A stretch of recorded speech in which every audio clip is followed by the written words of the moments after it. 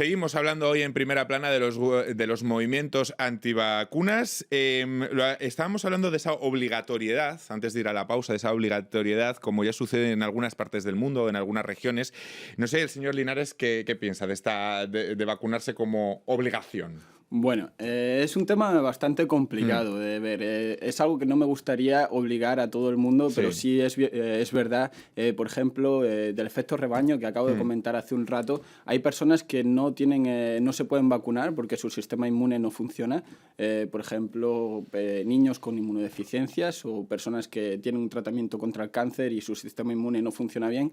El hecho de que la gente no se vacune puede crear de que estas personas caigan gravemente enfermas, incluso fallezcan. Entonces, hasta ese punto, cuando la tasa de vacunación es demasiado baja en un país, yo creo que sí, como ocurrió aquí en Francia, yo creo que sí se debería de mantener la obligatoriedad, aunque no es la ruta. Es decir, habría que llegar y convencer a las personas y darle los argumentos de forma de que ellos pudieran tomar la decisión correcta y supieran en qué se basan las vacunas y que realmente son algo bueno y les van a ayudar. Es decir, a los antivacunas hay que combatirles con argumentos. Dentro del gran universo de los movimientos antivacunas, sería interesante, me comentaba antes mi compañera Andreas, subrayar lo que son los subgrupos de los... Sí. Cuéntanos.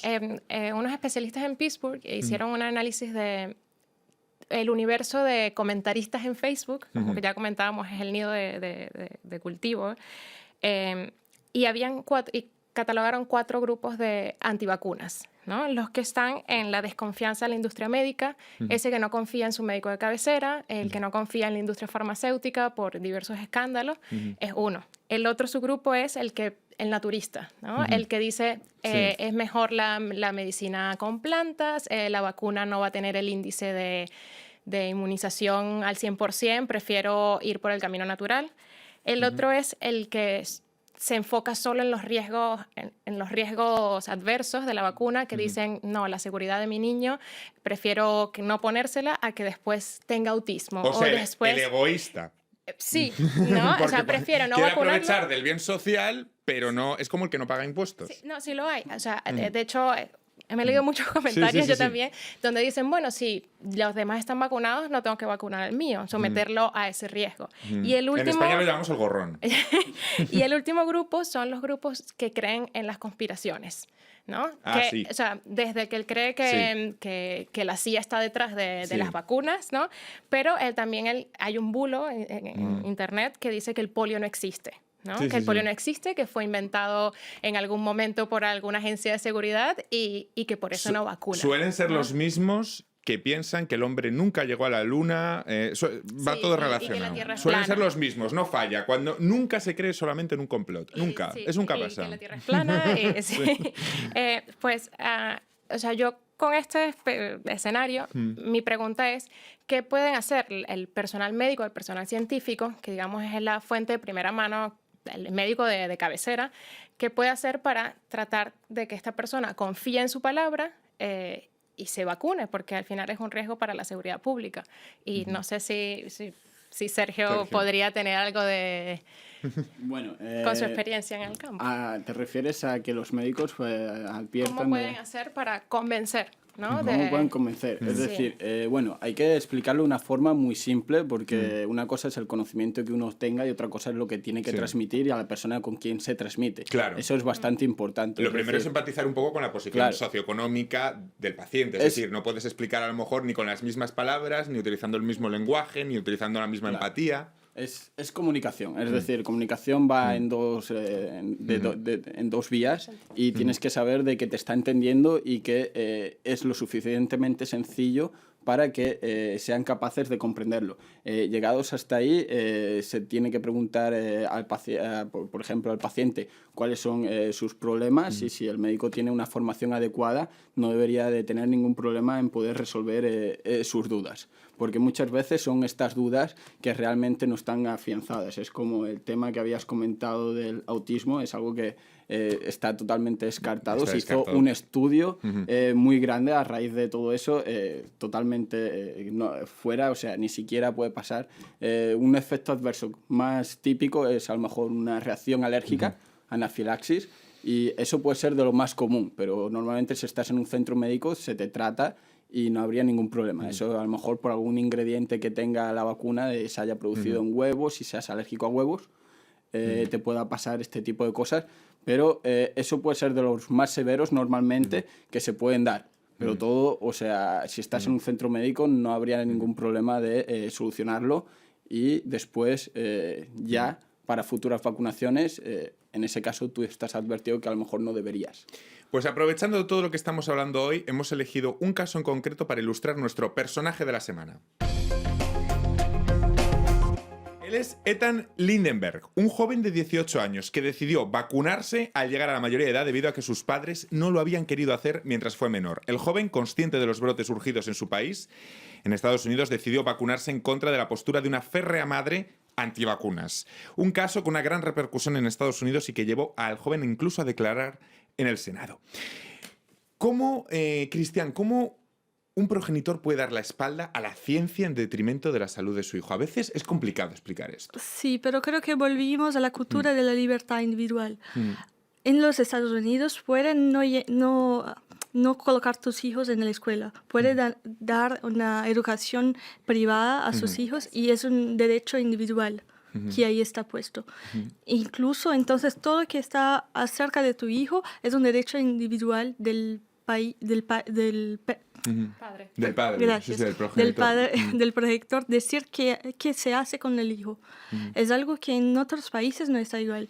Que el Estado va a decir qué se debe hacer, cuáles son los derechos del niño. Entendemos, por tanto, que los movimientos antivacunas que se dan en Europa, vamos a decir entre comillas, estatista, tienen unos orígenes algo distintos. Creo, lo creo. Andrea, comentaba antes esa serie de grupos, los complotistas, los naturistas, los egoístas. No, yo creo que en el caso de Europa es más la desconfianza en las instituciones. Sí. Por diversos escándalos, por corrupción, por crisis pasadas que no se manejaron bien.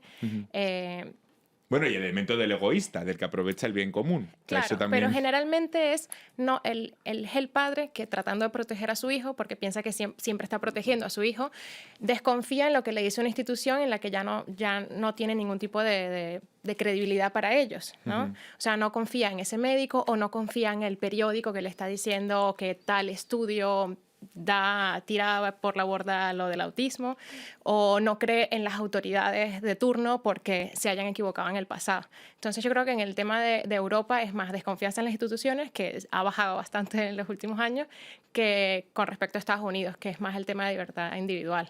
Aparte que en Estados Unidos eso es obligatoria la vacuna para poder inscribir a los niños en el colegio, pero hay excepciones.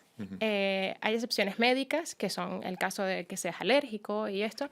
Están las excepciones por motivos personales, que pueden ser variados, y por motivos religiosos, que hay muchas religiones que dicen no quiero tener encuentro con ningún tipo de ciencia. Y lo avalan. O sea, 47 de 50 estados puedes presentar una excepción y tu hijo no lo van a vacunar y vas a poder ir al colegio, ¿no? Entonces, es lo del tema, cómo una madre puede dejar que su hijo, porque el sistema lo permite, ¿no? Porque se basan en la libertad individual, cosa que ya está cambiando y que ha hecho que muchos grupos antivacunas se estén molestando, ¿no? En Estados Unidos. Aprovechando lo que decía Andrea, bueno, el señor Linares es un científico con una trayectoria, pese a que es insultantemente joven, tiene una trayectoria en el mundo de las vacunas amplísima y está trabajando ahora mismo en un proyecto de una vacuna contra el VIH. Señor Linares, mientras en los países de vías de desarrollo se ve la vacuna como un logro social, es aquí, en los países desarrollados, donde están creciendo estos movimientos antivacunas. ¿No hay un punto de esnovismo de ricos? Puede pasar, pero la cuestión es que para mí es que en estos países como es Europa, Estados Unidos, las infraestructuras de sanidad son muy fuertes y dejas de ver esas enfermedades. Entonces, cuando te publican en internet todo este tipo de problemas, la gente tiene el miedo. Claro, o porque sea, voy a vacunar a mi hijo contra algo que no lo ve, que no veo. Claro, no lo ve ahora mismo, pero para eso hay algo, o sea, las enfermedades viven en un mundo global. Cualquier enfermedad, hoy puedo estar aquí, en 12 horas puedo estar en la otra, en 24 horas puedo estar en Hong Kong o puedo estar donde quiera, y todas las enfermedades no entienden de fronteras. Es decir, y si tu hijo el día de mañana quiere viajar, va a ir a sitios donde a lo mejor se va a encontrar este tipo de vacunas. Es una opción más por la cual debes, aunque tú no lo veas ahora mismo aquí, puede llegar. O sea, si no se vacuna, el caso es real. Y pues sí, y el tema de que si es de cosas de ricos, no creo que sea exactamente el tema. Hay a veces la gente lo único que tiene es dudas. Quiere saber de que realmente la vacuna les va a ayudar. Leen todos estos bulos que muchas veces es por gente que después pide donaciones o te vende sus ungüentos o libros que pues tienen un interés claro económico detrás. Y entonces, cuando tú le dejas claro y ellos conocen de que realmente le van a ayudar, normalmente casi todo el mundo acepta. Hablamos antes de la responsabilidad de las redes sociales. Hablemos de la responsabilidad de los medios. ¿Es responsable dar voz a los antivacunas en medios de comunicación? Vemos en Estados Unidos debates donde sientan enfrente de los provacunas a los antivacunas, haciendo una especie de simetría de la razón contra la falsedad. ¿Eso es responsable? ¿Qué piensan? Creo que es difícil de decir porque también si no les da la voz es como si hubiera una opacidad. Algunos que no pueden, no han el derecho a la voz, no han el derecho a la comunicación. De otro lado, pienso que como Sergio decía, la formación, no solo la formación de médicos, pero también la formación de enfermeros, de periodistas, que puedan tener más conocimientos básicos, pero científicos, dan más argumentos para un debate que no sea o una cosa u otra, que pueda tener más... Claro, dar la voz sí, pero no sé si el 50-50, el 50% es responsable en este caso por parte de los medios. Andrea, ¿qué piensa? Es que es complicado, Es ¿no? complicado, ¿no? Es complicado porque una de las cosas que más se quejan ahora las personas es la falta de transparencia, ¿no? De las instituciones. Entonces, si tú de una vez le dices, te voy a tener en este programa, pero tú vas a ser la gran minoría, pues ahí ya va a haber un rechazo, creo yo. Pero, claro, ahí pones otra vez sobre el telón la seguridad pública. Claro. O sea, le estamos dando voz a alguien que puede poner en riesgo la seguridad de la salud pública, ¿no? Entonces es complicado, creo yo, el tema. Un titular para despedir, Sergio, es la responsabilidad de los medios. ¿Es responsable que sentemos a antivacunas en los medios de comunicación y les demos voz libremente? ¿Barra libre? No creo. Para mí, en el tema de las vacunas, donde hay mucha ciencia y donde se sabe que realmente funciona, si son totalmente seguras, me parece algo un poco irresponsable darle a este tipo de personas a lo mejor el tipo de voz. O sea, siempre es bueno cuestionárselo. Como científico que soy, es bueno cuestionarse todo, pero a la vista de las evidencias que tenemos y todo lo que se conoce, este tipo de personas puede causar más daño que beneficio. Sobre todo porque hay muchas cosas debatibles y opiniones respetables, pero la evidencia científica no es opinable. Muchísimas gracias a los tres, ha sido un placer, Andrea, Cristian y Sergio, y a todos ustedes. Hasta la próxima semana aquí en Primera Plana.